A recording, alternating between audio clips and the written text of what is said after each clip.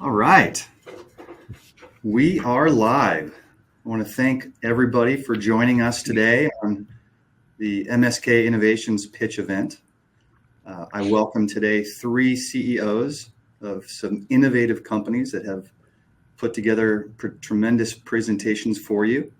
And also, I have 3 amazing panelists for you today, starting with Chris Lyons, who is with Southern Metric Consulting, long history in the spine space. You may know him from Medtronic, where he was at business development, involved in a lot of M&A. And then ever since he left that company several years ago, Chris has been consulting with startups to really help them to exit well.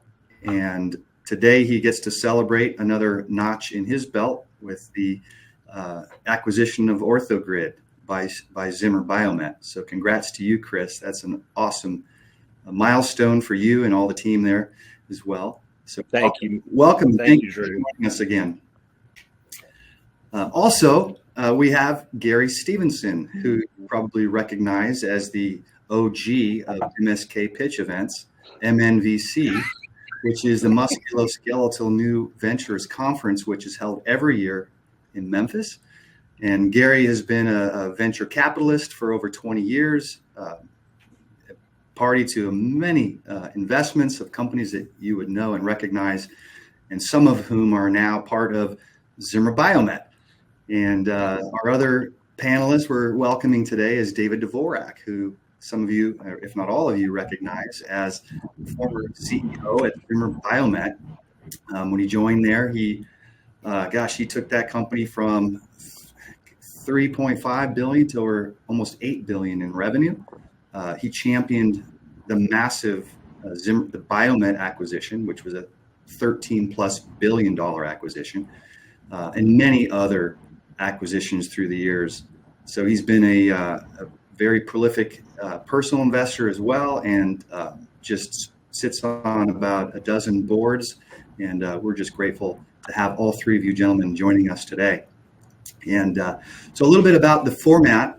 It's important that you understand that this platform is for informational purposes only. We're not investment advisors.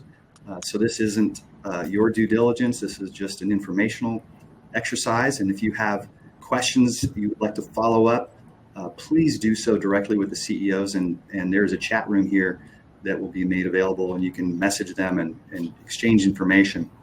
So we're excited today to welcome 3 CEOs. If you saw the flyer going out, and you saw that we've got Christina Goudy with Reach Orthopaedics.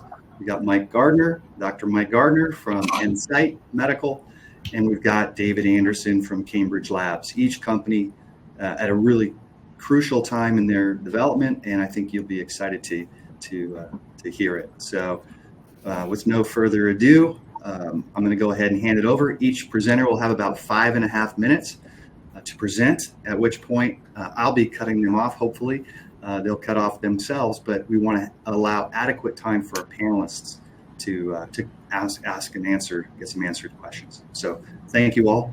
Christina, if you'd like to share your screen, we'll go ahead and have you start. Yeah, absolutely. Let me get this going here. Thank you so much, Drew. So, hello, everyone. As Drew mentioned, I'm Christina Goudy. I am a co-founder and CEO of Reach Orthopaedics, where we are developing a durable shoulder implant to treat middle-aged individuals that are suffering from massive irreparable rotator cuff tears. Every year in the United States, over 2 million people are diagnosed with a rotator cuff tear, and it's estimated that nearly 10% of the over 50 population has a massive cuff tear. So that is a tear that's greater than 5 centimeters in size or consisting of 2 or more of the rotator cuff tendons. But the middle-aged demographic is completely underserved by current treatment options. Even massive cuff tears that can be repaired often do not heal completely. At Reach Orthopaedics, we're focused on addressing this unmet need. Obviously, this is a large market. Based on the prevalence of massive cuff tears in the general population, the US has a potential to have a market worth $4 billion. However, this figure is limited by the number of practicing upper limb surgeons. So based on the number of practicing upper limb surgeons, the addressable market is an estimated 2.6 billion, and we've estimated our obtainable market to be 375 million. And this figure assumes that Reach Orthopaedics will capture 25% of upper limb surgeons, and this adoption is in line with the acceptance of a superior capsular reconstruction technique when it was first introduced to the US market in the early 2010s, prior to falling out of favor over the past few years. There's no agreed upon viable standard of care for massive irreparable rotator cuff tears in the middle-aged patient population. These surgical treatment options that do exist have high incomplete healing and failure rates. They may result in bone loss, require soft tissue healing, or have the potential to migrate and reabsorb. Unlike this, designed by shoulder surgeons, Reach's implant is of a titanium monoblock design consisting of a spacer plate and a fixation arm. The implant provides shoulder stability via a novel fixation to the scapular spine. This improves and restores shoulder balance and function, prevents continued migration, and reduces chronic pain. But perhaps most importantly to surgeons, the shoulder joint and bone integrity remain intact, allowing for future reversional surgery if required, making the implant absolutely ideal for use in the middle-aged patient.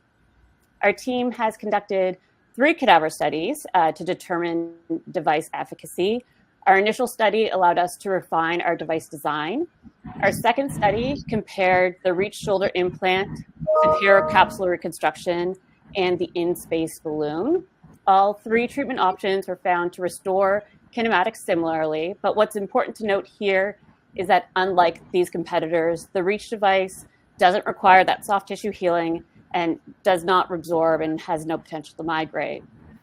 We also tested functional abduction force, in which the Reach device showed improvement relative to our competitors. And our final cadaver study, we wanted to address the potential for load failures. What we found is that the implant actually protected the acromion against stress fractures, which are often associated with cuff tears, suggesting a potential second indication for use. With almost 100 years of combined experience, our team includes orthopedic surgeons and engineers that have dedicated their careers to treating patients with upper limb maladies. In total, our team members have helped to develop over 20 devices that have made it to market, have participated in 25 trials, and have published well over 700 peer-reviewed articles. Our patent includes 20 claims and is approved in the US, Canada, and Europe. We're currently looking to further strengthen our position by adding to our IP portfolio in additional jurisdictions. In June of 2023, we were granted FDA Breakthrough Device designation. We intend to schedule FDA and Health Canada pre-sub meetings prior to conducting our feasibility study in Canada, which we expect to be overlap with a multi-centered comparison study. Ultimately, with no approved predicate device, we will submit a de novo application for regulatory approval with the FDA. Now, we are currently raising a $3 million seed round of financing. This funding will support product manufacturing and the full duration of our feasibility study. It will allow us to access non-dilutive funding through government programs as well. Additional rounds of financing will fund our pivotal study as well as commercialization activities. And finally, we presented our shoulder implant to expert orthopedic surgeons from the Mayo Clinic, Harvard, and the University of Toronto. And they all agreed that our shoulder implant is a promising, innovative, and durable solution for the treatment of massive irreparable rotator cuff tears in active middle-aged individuals. Thank you so much, and I look forward to all of the questions. Fantastic. Nice Would you job. like me to stop sharing, or should I keep sharing? Yes, please. Okay, perfect. Panel. So, Christina, can you help me understand why these patients aren't candidates for a reverse shoulder? Absolutely. So reverse shoulder is actually only indicated for patients over the age of 70. Obviously, lots of surgeons go off-label and provide it to younger patients, but if there are any issues with reverse, then there's really no revision that's available to these patients. So you're not going to offer a reverse to a patient who's 55 and still, especially if they're in a labor-intensive occupation. And the reason why things such as superior capsule reconstruction or even a partial cuff repair is not going to be best for a patient who's perhaps the age of 55 is because of the amount of soft tissue healing that is required. There also, when it comes to superior capsule reconstruction, it can be a really lengthy and intensive surgery itself that a lot of orthopedic surgeons actually don't offer to patients either. And does the implant contemplate an articulating surface, or is this just sort of the interpositional spacer to better align the kinematics of the shoulder? So that's exactly what it is. So so the actual spacer itself is in that subacromial space with the fixation arm that runs along the scapular spine. Great. So, Thank you. No problem. Christina, very good presentation. Okay, I can only answer one question at a time. Gary, I'll wait. Well, thank you, Chris. That's nice of you. The question I have for you is really, questions I have for you really have to do with the study that you're going to do, right? It's with no comparator, with no predicate device, you said. You have to do a de novo 510K. Is that going to be a randomized study to demonstrate efficacy and safety? And if so, how many patients? And if so, randomized to what? So that would be that second study. So the initial study would be the feasibility study that would have, we intend it to be 30 to 40 patients, and that would be based in Canada. In terms of the pivotal study, further, exactly how that study is going to be conducted, we haven't gone further into that, where we're still kind of focused on that feasibility study itself. However, when it came to the InSpace device, when they did their pivotal study, they compared it with a partial cuff repair. That's what the FDA, I'm not sure if it was suggested by the FDA or if they suggested it themselves. So that's what we would probably use as the comparator sort of thing in terms of what surgery, as to whether or not it's a blind study or not. I can't say to that at this point in time. Yeah. And you don't know how many subjects will be required. There would be probably 200 would be required at least. Okay. Somewhere between 150 and 200. Again, that's Chris, I'm using the sort of InSpace as kind of what what their study looked like. Our study would look similar to that. Just one more question before I yield to Chris. You talk about this being more severe. 10% of all rotator cuff repairs, you said, are from massive tears. Is that right? Is that what you said? 10%? Yeah, it's just below 10%. It's just below 10%, but yeah. Okay. All right. Thank you. Good, Chris. Yeah, real quick, Christina, like I was saying, very good presentation. As it relates to this, I noticed two things. Number one, could this be considered an MIS procedure? Number two, from a manufacturing standpoint, it looks like it would really lend itself well to 3D printing. What are you guys considering as it relates to all that? Yeah, so absolutely. We 100% agree that this would be fantastic for 3D printing. At this point, reimbursement really isn't up on reimbursing 3D printing for patient-specific, for patient-specific implants. However, this absolutely, you do an MRI of a patient's shoulder, and you could absolutely have a patient-specific 3D implant for that. And that's absolutely what we believe future iterations of the device will be. Absolutely. Okay. Hey, what about MIS? Sorry? Minimally invasive. So it is minimally invasive. So we expect this to be minimally invasive. So it is a lateral deltoid split, and then for the actual implant insertion, and then percutaneously it's fixated along the scapular spine. So again, there's limited soft tissue healing that's required, which is ideal for that middle-aged patient. Okay, thank you. All right, we're getting some feedback. Somebody's mowing the grass.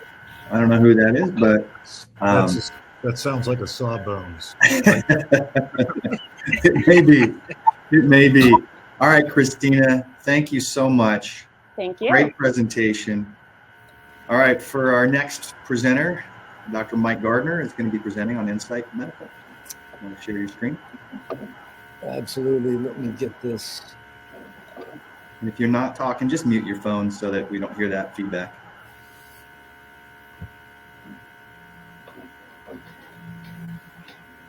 Yeah, weird. I'm not sure. Anyway. It's all right. We see it.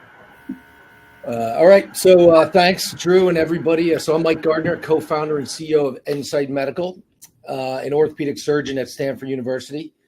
And at NSite Medical, we're innovating in the non-operative scoliosis space. So scoliosis, curvature, twisting of the spine, as people know, often thought of as a pediatric disease, turns out extremely prevalent in adults. And so this is one recent meta-analysis that found 51 million adults have scoliosis. They don't all know it, of course, but about half are symptomatic. So 26 million adults have scoliosis.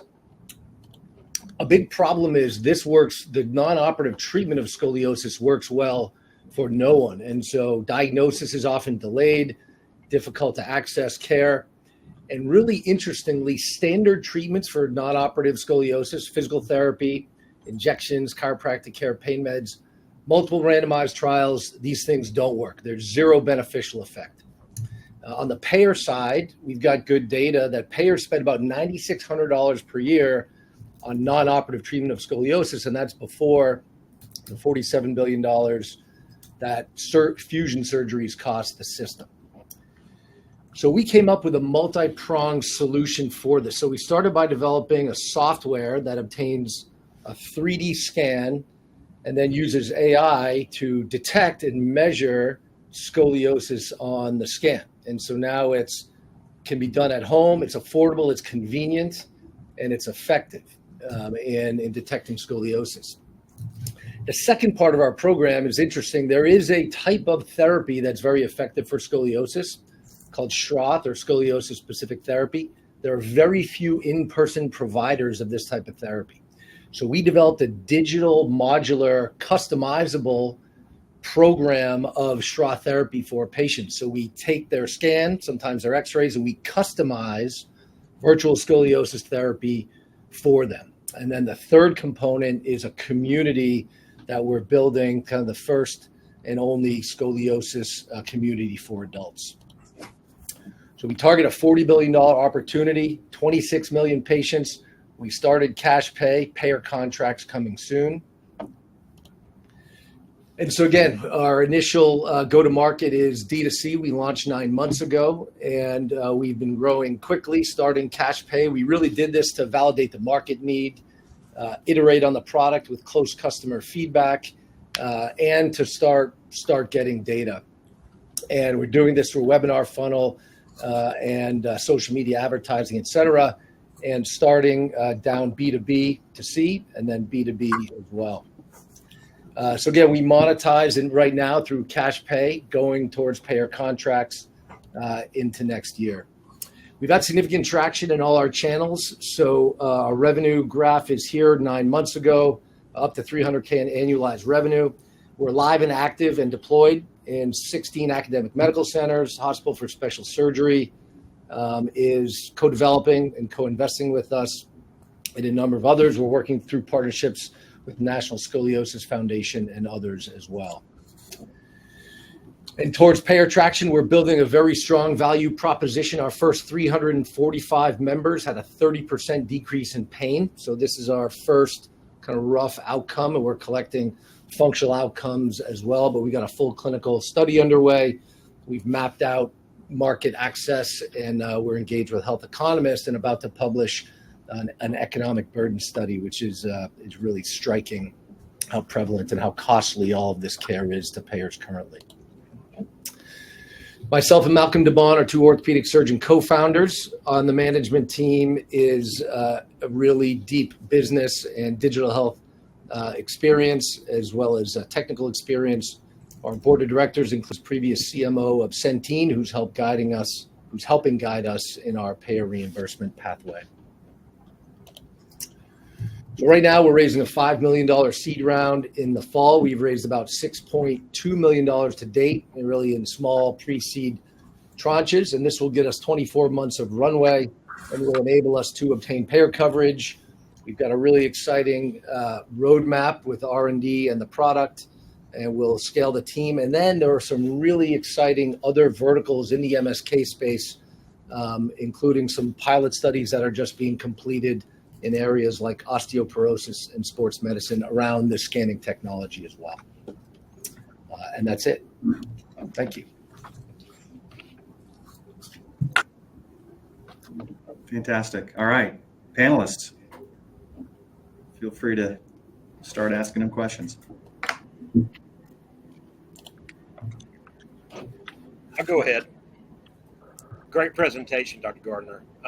So something that I'm super familiar with, as I think Drew had mentioned earlier on, is the AI element of all this with the exit that just happened. The question I have is, what is the type of data that you're gathering to truly make it AI? Because we all know it takes a ton. But I'm just curious because, you can be gathering imaging data, you can be gathering scans, and what's the modality of the imaging if that's what it is? Yeah, so the modality, so basically we acquire a 3D scan. It's a data file, and that's actually that's kind of off the shelf right now. We use AI to actually recognize the scan, place it in a 3D grid, and measure the asymmetries of the back. And so if that's your question, so that's kind of the modality and that's how we use the AI now. We are building AI applications for predictive analytics around some computer vision to help engagement with the exercises. And interestingly, just one more quick thing, brace manufacturers, orthotists use 3D scans to make their braces. Not with cell phone cameras as we do it, but they are separate, small handheld devices. So we partnered with a large orthotist who got us thousands of scans way back when we started this 4 years ago to start to train. How many scans do you think are presently in the system, roughly? Yeah, it's not nearly. It's a few. It's 1,000 of our own internal. So it's nowhere near like the hundreds of thousands required. We actually, we use a lot of computer vision and mathematical techniques, and so it's not all pure AI interpolation of the measurements. They need to be a little more accurate for the for the fine measurements we're making. Sure. Thank you. Yeah, maybe just to Dr. Gardner. Oh, go ahead, Gary. Oh, forgive me. You go right ahead, David. I was just going to follow on Chris's question, sequentially then the outcomes that presumably you're able to ingest through the treatment plan going out and the ongoing support that your team provides ought to be extraordinarily data rich and lead to refinements in your assessment capabilities, the future treatment plans, and all of that, creating the continuous improvement effort. So what's the core outcomes data beyond better pain results that you point out, and what kind of data grab do you anticipate getting that is going to be the fuel for your predictive analytics?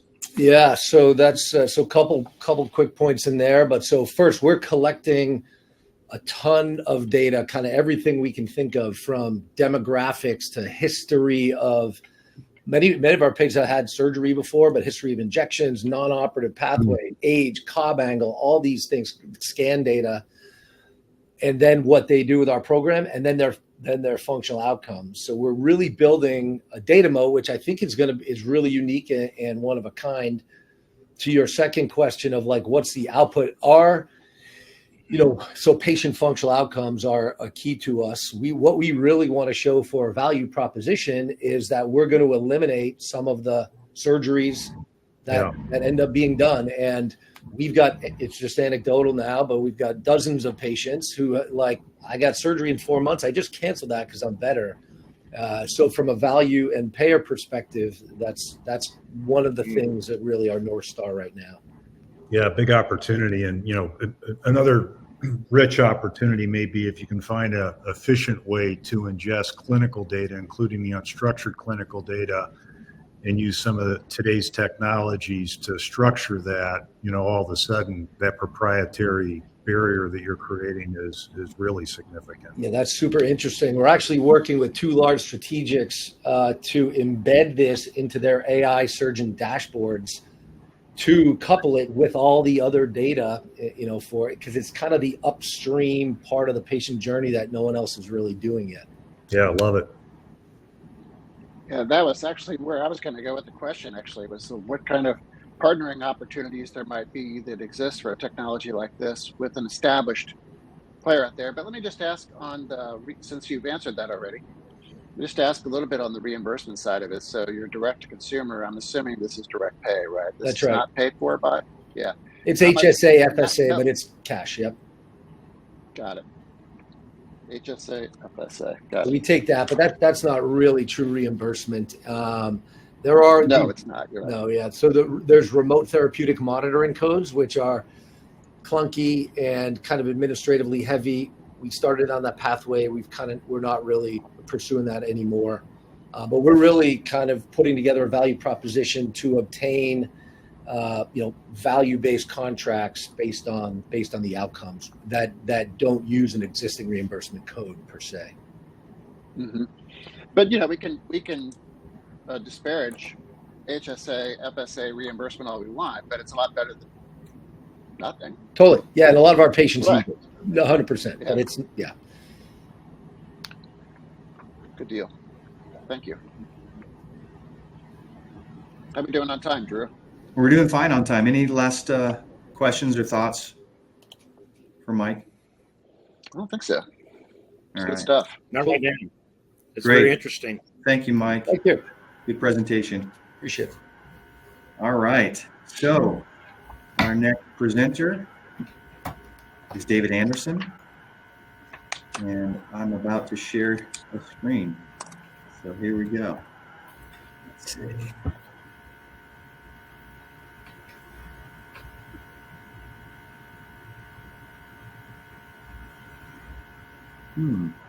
There it is. All right. Take it away, Thanks. David. Yeah, thanks, Drew, for dealing with my technical problems here. I'm Dave Anderson. I'm the CEO of Cambridge Orthopaedic Labs. I'm a serial entrepreneur in the orthopedic space, been doing this for quite some time. I'm really excited about what we're doing here at Cambridge. It's the first really true innovation in fracture management in over 2 decades. If you go to the next slide, please. I have one of the devices actually on my arm.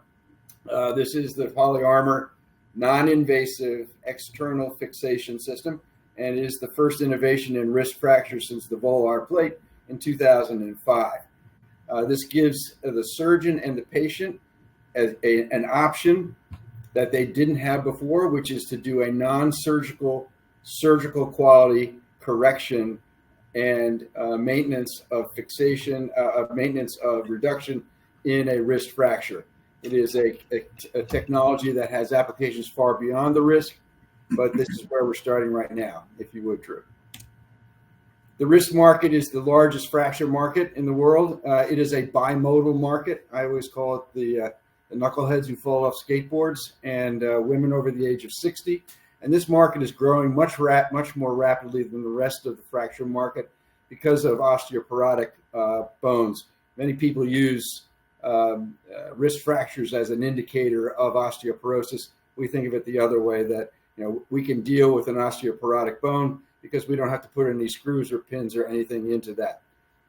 We've got Reimbursement in place for this product. It is very good for both the surgeon and for the facilities. Our ASP is about $1,000, which is significantly less than the competitive products, which are plates and screws. Next, please.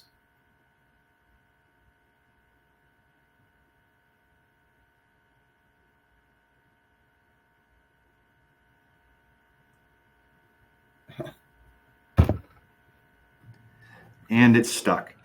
Okay. Ah, great. Let's see.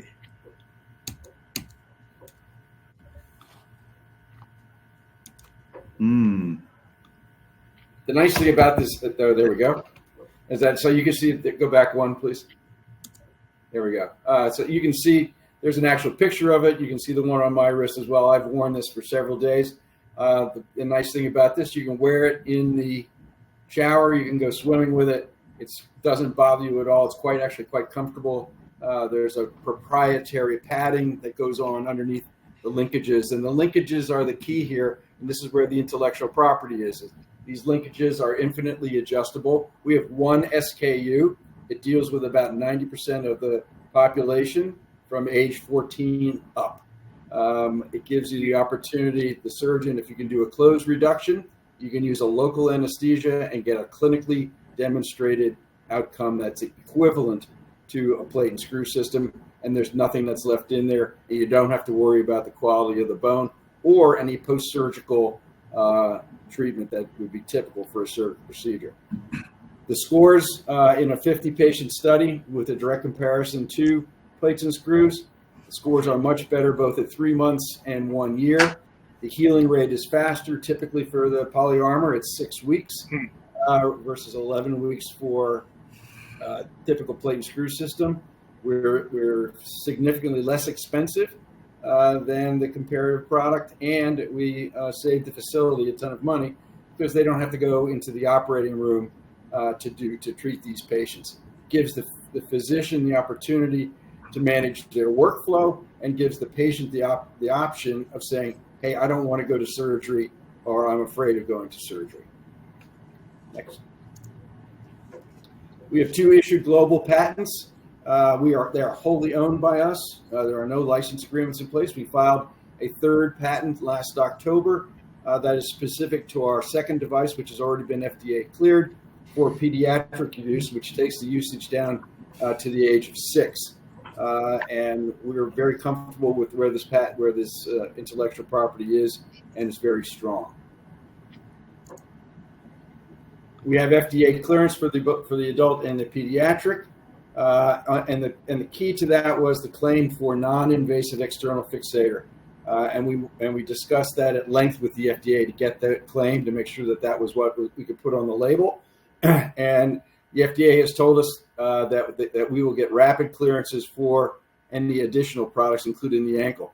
That non-invasive external fixator allows us to use the existing external fixation codes, which are quite lucrative for both physician and for the facilities. We have UK CA mark in place, and we will have CE marking in place by September 1st. And looking forward to expanding our distribution outside the U.S. into Europe and beyond. Next, please. We have a team in place in the U.S., all experienced guys. We use 100% commissioned sales reps. We've cleared VAC in 15 systems, which has been the most annoying thing that I've ever been through in my entire life. And we do web-based and in-person training. Outside the U.S., it's all stocking distributors. We have 2 in place right now, Korea and Brazil, and 15 more by December. Next. Back one. Yeah, so the nice thing about this is that because of the size of the market, if you look at the 27, 28, we're only at 4% market penetration with this product. We have an 85% gross margin on it, and almost all of the R&D is done. It's a good team. Dick Lyman, who's the chairman, was one of the founders of Healthcare Ventures. Ali Bajwa, who's the inventor, is a practicing orthopedic surgeon in the UK, and my sales team that's resident here in the US. Next, please. So we're doing a $5 to $7 million financing. We've raised 3.1 of it with a pre-money of $7 million. It has 100% warrant coverage. FDA clearances are in place. Commercialization. We have an 85 gross margin on this. Great patent position. A really high quality contract manufacturer that we're working with, and it's a good team that has done this before and will do it again. Thank you. I love Nice. this. Let me just make a quick comment. I just had a circular fixation company that was a client of mine just exit to a privately held company back in December, and so very familiar with the space and very familiar with the technology. When I think about this is extremely intuitive. It makes me ask a lot of questions, and it's like there's not enough time for that. Because one of the main things I'm thinking about is, could this be done in the clinic? That's the first thing. It can be done in the office, yes. And Any place you have X-ray or fluoro, you can do this. You can do a closed reduction. You can do it there. Okay, so it's a normal reduction that's done, and then this is applied, or this is applied and then the normal reduction is done? No, the normal reduction is done, and then this is applied. This cuff, Okay. This middle cuff that's the working cuff. Okay. Got it. And the other two are stabilizing with the external bar. Yeah, and this also this hinge gives us the opportunity to dynamize partially through the healing process, because they typically they'll come back at 2 weeks, at 4 weeks, and 6 weeks. At 2 weeks, if they see progressive healing, they'll give them 15 degrees of volar, and it'll accelerate the healing process with the micromotion fracture site. Right. So are y'all collecting data? And this would be a big question. Are y'all going to collect data, or have you been collecting data relative to non-unions that possibly develop, or are you seeing none? We have seen, we've seen none so far, Chris. And we've done this on patients from, as I said, from age 14 to 93. And believe me, if you'd seen the X-ray of the 93-year-old's arm, you would have said she doesn't have any bones in there. And she healed beautifully in 6 weeks with complete range of motion and no disability. That's awesome. I could keep going, but I'm going to turn it over. Thank you. How many patients have been treated so far with it, David? About 300. And these are patients that have been done early in the process by the inventor, some here in the U.S. and some that have been done outside of those jurisdictions as well. Mm-hmm. And what is in some very challenging places like northern Ghana. Oh wow, that's challenging. Yeah, your follow up on that patient, I bet, was challenging.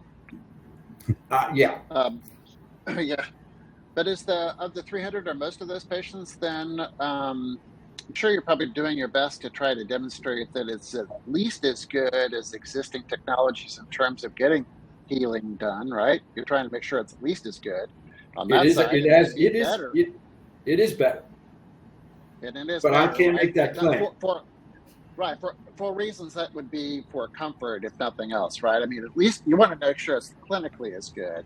But you want it. There may be some aesthetic reasons why you want it to be even better. And that's part of the beauty of the product, is that it is incredibly comfortable. It is doesn't get in the way of your lifestyle. You can type with it, you can drive with it, you can do all those good things. Mm-hmm. And that's why we did the 50 patient study, to show that it is clinically equivalent, if not a little bit better. Got it. Thank you. Just to clarify, David, the PolyArmour had nothing to do with your inability to share your presentation document today, right? No. Thanks. It's also not the source of the interference that we're hearing. It's not generating some sort of buzzing sound that we're hearing. No software, no radiation, none of that stuff. Yeah. Hey, I'm curious, as you think about prioritizing your development roadmap for different anatomical sites, do you do that in accordance with with what is traditional X-Fix applications, or do you throw that out the window and say, we don't care if the standard of care is internal fixation or external fixation? We're going after this next, the ankle, you're prioritizing after the wrist for other criteria. It really is where we believe that a non-invasive option will serve both patient and surgeon better. Wrist was the obvious one. Ankle is a little bit more challenging because it's load bearing. But I mean, the guy across the street from me, I saw him with a boot on the other day, and I said, "Well, what the hell happened?" He said, "Pickleball."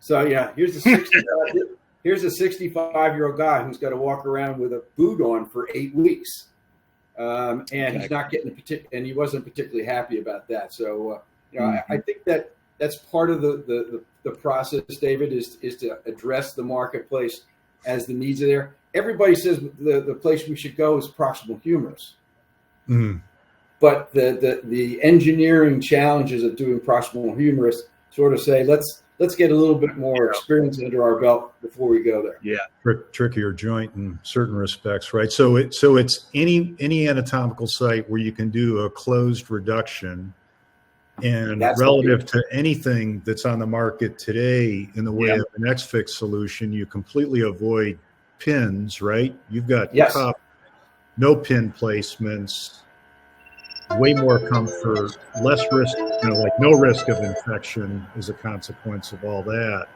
Boy, it just seems like that proprietary capability, the patented capability that you have to get to a reduction or hold a reduction and lead to healing has a lot of runway. I think it's a really impressive technology. Thank you. I'll pass it on to Dr. Bajwa. He'll appreciate that. By the way, what is the remaining life on the IP? The first patent expires in 2030, the second one in 2035, and the new one that we just filed 2040, 2045, something like that. Awesome. Hey, David, one other thought is, yes, sir. Perhaps is sort of an ancillary application of the technology. Just think of all the multiple polytrauma instances where currently X-Fix or suboptimal solutions, while other issues are getting addressed in those polytrauma cases, and you could probably do some special things that provide a much better answer in that interim period for those patients. Polytrauma is one thing. The other thing that's really that's come to light recently is military applications. Sure. As the guys in the military say, you jump out of airplanes and you break things, and a medic in the field could put this on. Literally, the training time for a trained surgeon is 15 minutes, and it literally takes 10 minutes to put it on once you've done it the first couple of times. The beauty of being able to do a local anesthesia in a procedure room without having to worry about OR scheduling, OR times, places that have wait lists like the UK. This is a boon for the hand surgeon, who all of a sudden can now skip the OR and deal with his patients when he can still do a local rather than have to deal with the general or regional block. Yeah, terrific. Mm-hmm. Very Two more questions come to mind, David, as I think about this. One being, I'm glad it's not a DME product. Yes. First and foremost, I got to just make that statement because that's impressive. It stands out. The other thing I would ask is relative to when I open this box that has the device, what is the assembly that is required? It comes like this. There's no assembly required. You turn it 90 degrees and you put it around the wrist. The linkages are flexible until you lock them. And when you lock them, that's it. Okay. And there's a tool that adjusts it to make sure it fits properly. But yeah, so it comes pre-assembled. No, Okay. no instrument sets. None of that Phenomenal. stuff. And it's non-sterile. Yeah. So Awesome. thank you. I really like the fact that you can address a lot of different sizes with just one SKU. That's pretty elegant. You're just talking about not having instrument sets, and that's important, right, for inventory purposes. But it's pretty nice for inventory purposes also to have an implant that can fit so many different sizes. That's and the pediatric will add a size to it to get to the smaller size. But again, that brings in the pediatric brings in a third really audience, which is the parent. I mean, do you want your kid to have surgery that those plates are going to have to come out? Yeah. At some point in time. So I think that gives us the opportunity on the pediatric side because as you guys know, pediatric fractures always go to the OR. And so to be able to do this in 15 minutes without having to worry about sterile field and all that other good stuff will make a huge difference for those ORs as well.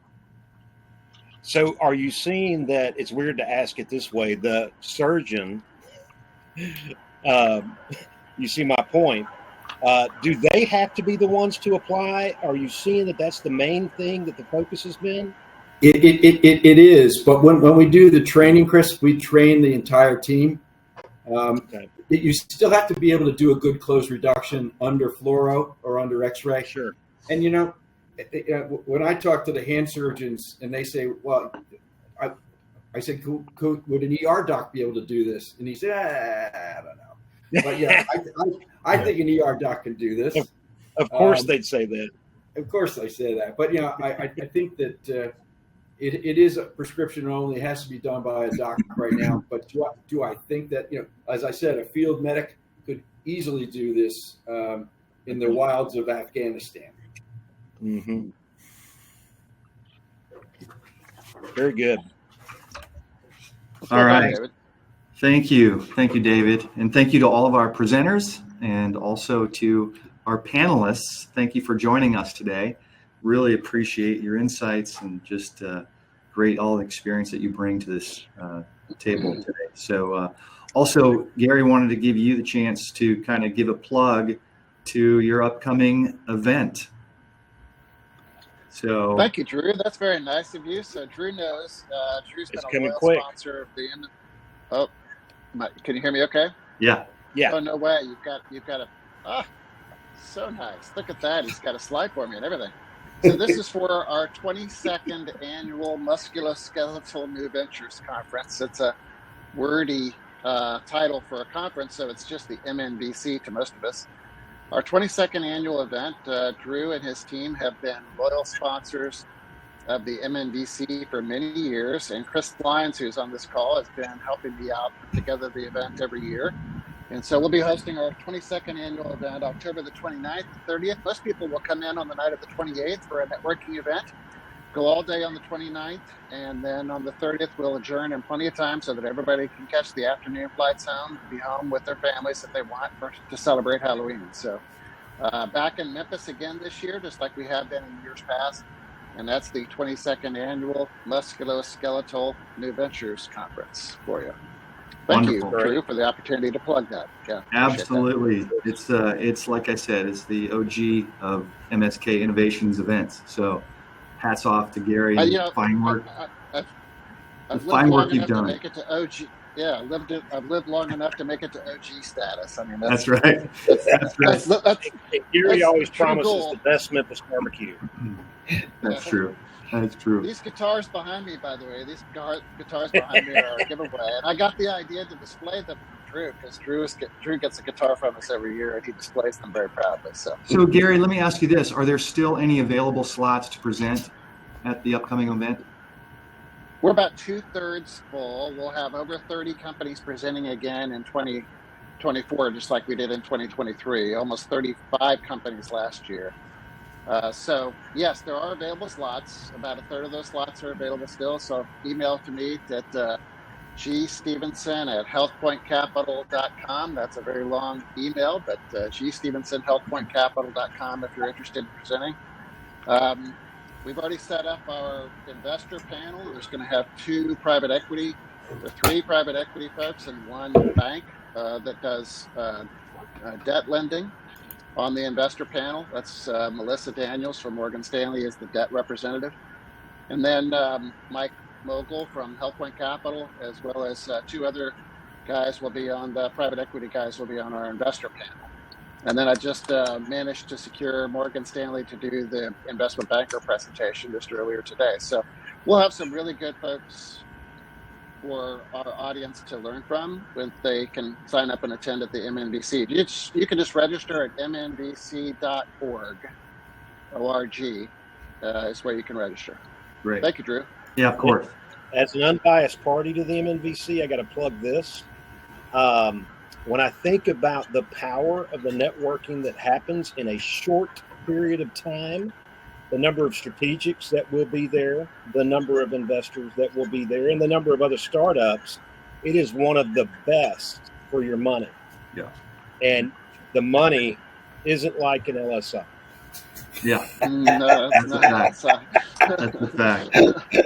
I'll just leave that there. Thank you Very nice of you again. to say that, Chris. Thank you. Yeah, thank you again to everybody. Now, our next event is scheduled already for September 4th, same time at 2 p.m. Pacific. So please go ahead to the website, register so that we can have you join us. And if you're a company looking to present, also on the website, msk-innovations.com, you can apply to present. So once again, I want to thank everybody for your participation today.